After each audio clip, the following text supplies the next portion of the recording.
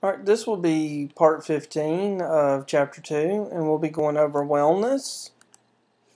And wellness seems like a simple concept, but it's very difficult to do. And I can tell you from my point of view how difficult it is. I've struggled with my weight my entire career in EMS, and it's very hard. And here we're going to talk about eating nutritious food and hydrating adequately, but I understand how difficult it is. But over the years, I have done some things, and I have lost a lot of weight, and I have figured out that eating fast food all the time is not the key. Making sure you eat good food might mean that you have to bring food to work.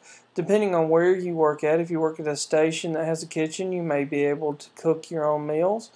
But here you can see the new food pyramid, and it's divided out in the things that we need to have. We need to have plenty of grains, vegetables, fruits, oils, milk, and beans. And if we stick to this, well, then having a healthy diet can also help us deal with stress, deal with the normal everyday workings of our job, so that we're in better shape and we're able to physically handle what's going on, physically lift people, go up and down stairs, handle being out in the heat, going in and out of the ambulance. All this can take a toll on you. Now, hydrating, actually going back to meals, regular well-balanced meals what we need, and several small meals is actually good, because they say that the smaller meals done several times a day helps boost your metabolism. Avoid sugary drinks. I dropped almost 20 pounds by just eliminating Coca-Colas. It's hard to believe, but that's all I did, and I almost lost 20 pounds. Didn't do anything else. I didn't start another exercise regimen or anything. Just quit drinking Coca-Colas. Water is best, and today that's pretty much I drink water. I just started back. Started drinking Cokes again, and it's easy to gain the weight back, but it's sure enough, as I quit drinking the Cokes, the weight started coming right back off. So exercise and relaxation is very important. Getting out, now here it's showing them running, but I'm going to tell you, you don't have to run. You can get out and walk, and that's how I did it, and that's what I do. I don't do a lot of running, but I do a lot of walking, and it's nice just getting out and listening, throwing the iPod in your ears and walking on a nice afternoon or morning and just enjoying nature and enjoying what's out there. What's important is that you do it on a regular basis. Doing it sporadically doesn't help as much as doing it if you do it day in, day out. And every time you do it, you burn calories. And those calories add up, and before you know it, you've burned enough calories to where it's the equivalent of over a week that you've pretty much burned a meal. Then if you keep doing that, and you keep going, then at the end of the month, it's equivalent of you not eating one meal a day for an entire week. So instead of fasting and starving yourself, by just getting out and doing some walking and a little exercising can make a big difference. And it doesn't have to be a whole lot of high endurance, heavy stuff that you do. Just a little bit makes a difference. So sleep, we need regular uninterrupted sleep. And most of you's probably saying, oh, I wish. Because whenever you work 24 hours, it's hard to do, or you work a night shift, it's hard to do.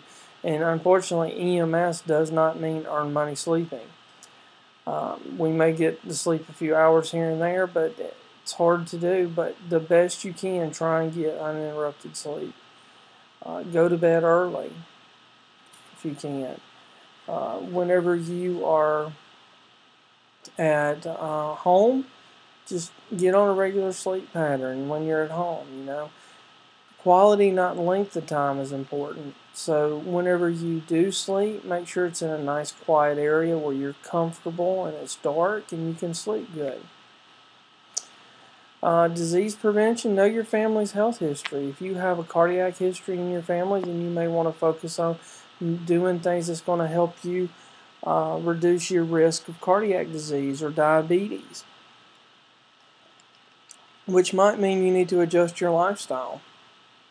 might mean that you gotta eat differently, you need to exercise more, cut out drinking alcohol or using tobacco products. And balancing work, family, and health is very important. You need to find a balance between work and family.